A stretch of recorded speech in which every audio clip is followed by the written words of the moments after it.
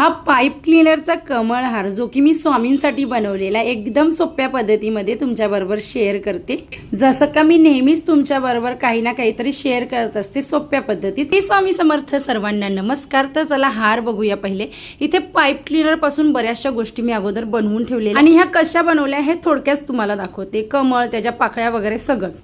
सगळ्यात अगोदर हे बॉल्स आहेत ना, ते बेबी पिंक लाईट एकदम आणि व्हाईट कलर मध्ये मी बनवून घेतलेले। इथे मी स्ट्रॉ घेतलेला आहे, त्याला अशा प्रकारे छान पाईप क्लीनर गुंडाळून घ्यायचं, प्रेस करायचं आणि त्यामधनं दुसरा पाईप क्लीनर आहे तो असा घालायचा आणि त्याला एकदम घट्ट असा गुंडाळून घ्यायचा। इझिली हे सगळं काम होतात। पाईप क्लीनरला तार असते त्यामुळे फास्ट मध्ये होतं। त्यानंतर कट करून अशा प्रकारे त्याला आकार द्यायचा। नंतर इथे सांगते मी अगोदरच मी हे बनवून घेतलेली एक साईड आणि सेम आपल्याला दुसरी साईड बनवायची। त्यासाठी एक पाईप क्लीनरचे 3 भाग करून घ्यायचे आणि अशा प्रकारे कट करून घ्यायचा। आता आपल्याला पाकळी बनवायची आहे तर त्यासाठी 2 पाईप क्लीनरचे भाग घ्यायचे, नंतर त्यांना दुमडून घ्यायचं आणि मग एकामध्ये एक अडकवून अशा प्रकारे पिळून घ्यायचं आणि मग एकत्र करून छान जिथे आपले 4 भाग येतात ना ते जॉईन करायचे, अशी पाकळी तयार होते। आणि अशा प्रकारे मी सगळ्या पाकळ्या तयार करून घेतल्यात आणि ह्या बेबी पिंक कलरच्या पण तशाच तयार केल्या। ह्या पाकळ्या तयार झाल्या।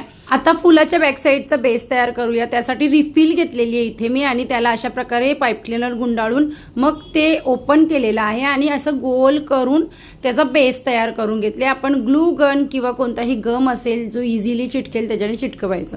त्यानंतर ना त्या बेसलाच आपल्याला भरपूर सारं ग्लूगन लावून घ्यायचंय, हॉट ग्लूगन, आणि मग त्याच्यावर समोरासमोर अशा पाकळ्या ठेवत जायचं आणि आपल्याला 8 पाकळ्या इथे ठेवायच्या आहेत। आता तुम्हाला जितक्या ठेवायच्या तितक्या ठेवू शकता, पण मी 8 पाकळ्यांचं केलेलं।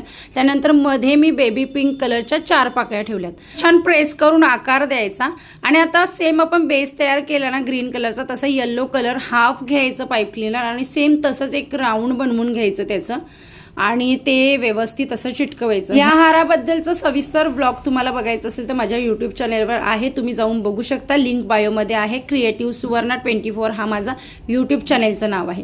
त्यानंतर ना आपल्याला अशा प्रकारे 5 पाकळ्या एकमेकांना जॉईन करून घ्यायचं आणि ही कमळाची कळी तयार करून घ्यायची। ही आपल्याला लटकनसाठी लागेल।